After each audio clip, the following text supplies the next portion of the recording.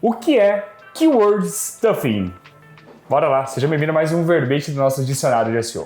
Pessoal, Keyword Stuffing, ainda existe Keyword Stuffing? Sim, vou te explicar por quê. Bom, Keyword Stuffing é uma técnica, ou uma forma, uma estratégia um pouco já antiga, embora muito mal explicada sobre o que era, e devido a essa má explicação, é por isso que nós estamos aqui hoje, essa má explicação resulta que algumas pessoas continuam utilizando. Mas vamos lá, Keyword Stuffing é a prática de você encher o seu site com palavras-chave, você completar. Lembre, Keyword Stuffing, Stuffing é recheio, então é você rechear o seu site de palavras-chave. Então, o que acontecia antigamente quando o algoritmo do Google, tem aqui um outro dicionário, outro verbete para falar sobre isso, quando o algoritmo do Google ainda não identificava esse movimento humano, né? Essa tentativa extremamente black hat. A pessoa ia lá e colocava assim: vamos imaginar que nós estamos falando dentro do site da Live SEO. Então eu fui com a agência de SEO, a melhor agência de SEO, a maior agência de SEO da América Latina, a agência de SEO especializada em SEO. E quando eu tô me dando conta, eu tô num parágrafo, eu coloquei a agência de SEO 5, 6 vezes. Ficou até cansativo no vídeo, não ficou? Imaginem um texto, o algoritmo do Google lendo hoje, os usuários também lendo esse conteúdo. Bom, antigamente isso funcionava, porque o algoritmo do Google não pegava. Então ele identificava como, caramba, esse site sim, esse URL sim,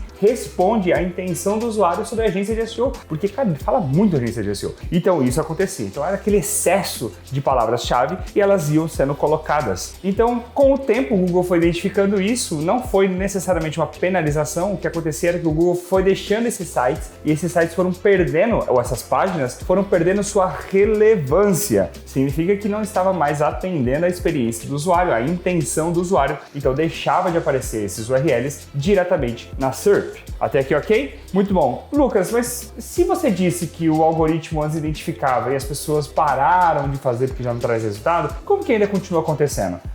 Ótima pergunta, meu caro astronauta. Aí é onde nós chegamos no seguinte ponto. Keyword Stuffing, esse ato de rechear, ele não é somente o volume das palavras-chave. A Keyword Stuffing é aquele movimento forçado de você rechear com uma palavra-chave. Grave isso. Não é o volume ou a quantidade de palavras que você coloca, é aquele parágrafo que você fez uma questão de encaixar a palavra-chave de uma forma forçada, que o próprio algoritmo, já treinado de ler tantos conteúdos, ele lê e fala: caramba, esse cara aqui não bateu muito bem da cabeça na hora que ele escreveu esse conteúdo. Essa pessoa aqui redatou e parece que forçou. Então, o Keyword Stuffing é esse forçar para rechear com a palavra-chave. E aí nós também lembramos daquele que não é somente um texto, é aquele excesso em lugares que não estão adequados. Como, por exemplo, mas eu coloquei no meu footer, lá na guidelines do Google, ele olha o main content, então o main content vai olhar a parte principal do HTML? Não, até porque o Google faz um processo de olhar HTML, o ratio por texto, então o Google consegue identificar o contexto que você está entregando e a sua marca, ela se torna ali uma entidade, né? Ela é uma referência, ela tem um conceito muito claro a nível de SEO baseado nisso. Então, se você enche o seu menu com muitas palavras-chave, você coloca no seu footer, no seu sidebar, você coloca um monte de imagens ali socando um monte de palavras-chave, o que você está fazendo é diretamente um Keyword Stuffing. Você está recheando, e não é a quantidade de palavras, mas sim os lugares inadequados. Então, o primeiro ponto é a quantidade de palavras-chave, isso aí foi se parando com o tempo. E aí a gente chega nesse segundo ponto que as pessoas não pararam e não entendem por que não posicionam um site. É aquele mal encaixado, aquela forçação, aquele lugar inadequado. E o terceiro ponto, que eu alterei aqui a ordem agora, vamos ver se você está esperto, eu falei que o primeiro ponto é o volume de palavras-chave, o segundo é o forçar, colocar num parágrafo de uma forma inadequada, sabe? Encaixar aquela palavra-chave não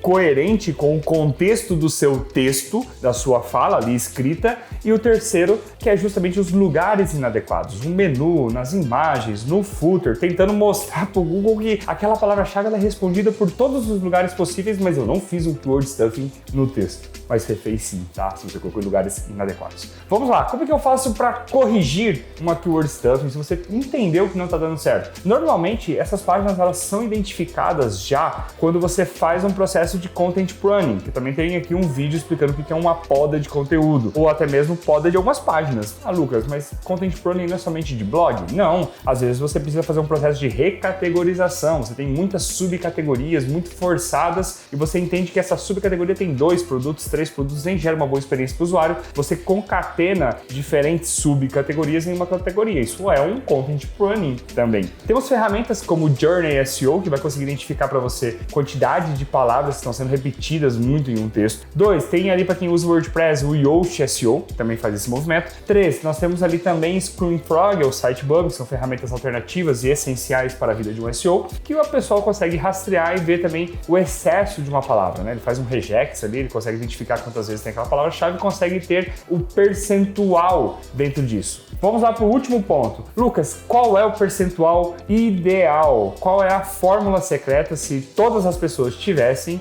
Não funcionaria no nível de SEO. O que a gente consegue trazer para cá são alguns movimentos, desde aqueles materiais do Google lá, do vazamento, a gente conseguiu analisar isso também, como alguns aspectos primordiais ou os primeiros algoritmos, primeiros conceitos que o Google utilizou, e um deles, que eu gosto muito de falar, é o TF-IDF. O TF-IDF ele foi utilizado justamente para fazer esse movimento, de conseguir diferenciar o que é uma palavra de preposição, né? Um de, para, e, um artigo definido ou indefinido, uma, ou a. Então esses conceitos, o TF-IDF ele faz um pouquinho de um filtro, ele pega ali as palavras e ele bate com um campo semântico. O que é o campo semântico? Tem um dicionário aqui da SEO falando sobre isso. E aí ele vai identificar justamente se essas palavras elas estão concatenadas. Por quê? Porque aí ele utiliza o RankBrain, um algoritmo, diretamente dizendo assim, se eu estou falando que nuvem ela é branca, então todos os sites falam isso, toda a web está dizendo, então é uma verdade, não tem como negar. Mas se aparece alguém dizendo a nuvem é vermelha, aí o Google vai lá e fala, pô, pera um pouquinho, o RankBrain faz essa função, tá? E vai falar, cara, não tem como, né? Eu tô olhando aqui diretamente, a nuvem não é vermelha porque não tem um neural matching. Todos os recursos que nós temos aqui, que nós já rastreamos, não conseguem coincidir aqui. Então o TF-IDF faz um movimento desse que está super relacionado com o Keyword Stuffing,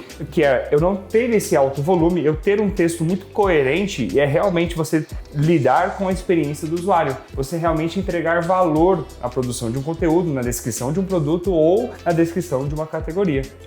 Fechou? Espero que você tenha gostado. Se ficou alguma dúvida, deixa aqui para nós um comentário que eu vou estar aqui eu mesmo respondendo para vocês. Um forte abraço e até o nosso próximo verbete.